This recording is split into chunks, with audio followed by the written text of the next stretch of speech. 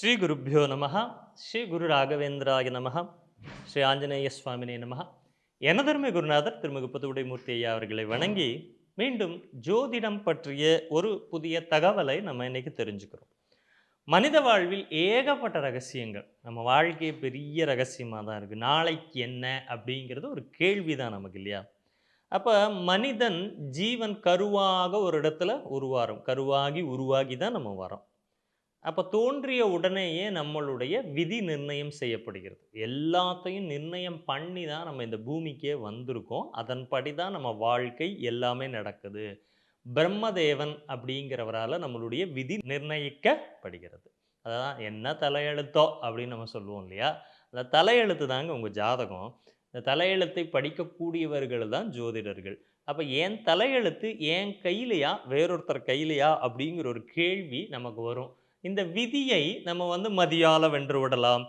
விதியை மதியால் வெல்வோம் இப்படின்னெல்லாம் நம்ம நமக்கு நாமே தட்டி கொடுத்துட்டு போகிற மாதிரி தான் விதியை மதியால் வெல்வோம். எனக்கு இந்த நேரம் சரியில்லை அப்படிங்கிறது எல்லாமே இதில் தான் சொல்கிறோம். அப்போது இந்த விதி அப்படிங்கிற விஷயத்தை நம்மளுடைய தலையெழுத்தை நாம் தெரிந்து கொள்ள உதவியாக இருப்பது எது?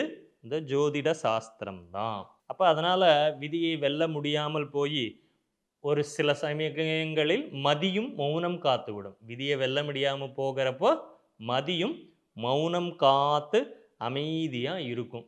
இந்த மௌனத்தை கலைப்பது எது? மதியும் செயல்படலை, தசாபுக்தின்னு சொல்கிறோம். தசாபுக்தி மூலியமாகவும் செயல்படலை, விதி மூலியமாகவும் செயல்படலை. அப்போ எனக்கு என்னுடைய வயதோட்டம்னு ஒன்று இருக்கு, இல்லையா? என்னோட வயசு, இந்த வயதுக்கு எனக்கு தேவையானவை எனக்கு கிடைக்குமா அப்படிங்கிறது தான் கேள்வி, இல்லையா?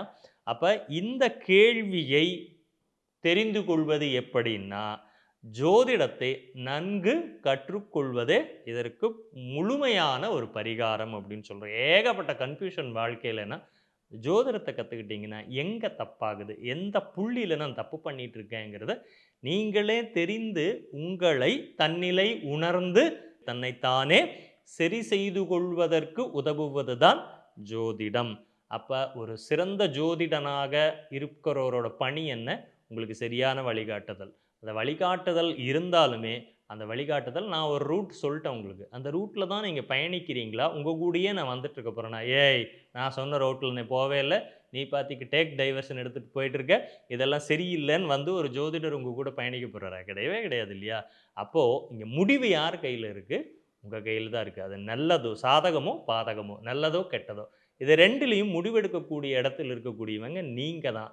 அப்போ நீங்களே இதை கற்றுக்கொண்டு நீங்களே உங்களுடைய வாழ்க்கையை செவ்வனே அப்படி நல்ல முறையில் நல்ல பிளானிங் பண்ணி கற்றுக்கிறதுக்கு ஏஎல்பி ஜோதிடம் உங்களுக்கு மாதம் தோறும் ஒவ்வொரு மாதமும் அடிப்படை ஜோதிட வகுப்புகள் நடத்திட்டே தான் இருக்கும்.